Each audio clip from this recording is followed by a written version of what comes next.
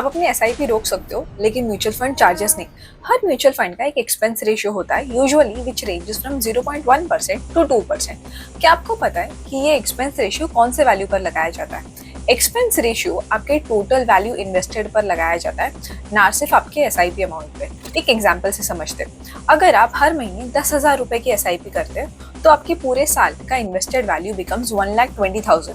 और अगर आपके म्यूचुअल फंड का एक्सपेंस रेशियो इज 1%, तो आपका उस साल का जो टोटल म्यूचुअल फंड चार्जेस होगा that will be 1,20,000 rupees into 1%, which is 1,200 रुपए।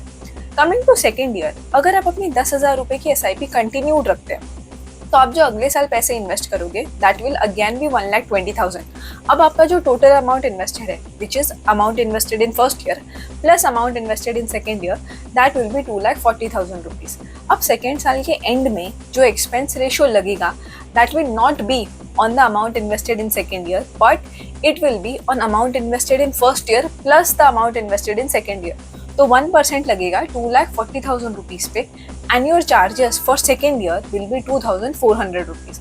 और अगर आप सेकेंड ईयर के बाद अपनी एसआईपी स्टॉप भी कर देते हो, मतलब आप थर्ड ईयर से एक एक्स्ट्रा एसआईपी भी नहीं भरते हो, तो भी आपकी third year, fourth year, fifth year में ये जो 2,40,000 रुपीज है दैट विल स्टे इन्वेस्टेड, और इस पर 1% एक्सपेंस रेशियो लगता रहेगा। अगर आप ये सोच रहे हो कि जितना इन्वेस्टमेंट कर दिया उतना कर दिया, अब एसआईपी बंद करेंगे तो कोई चार्जेस नहीं लगेंगे, देन यू आर रॉन्ग।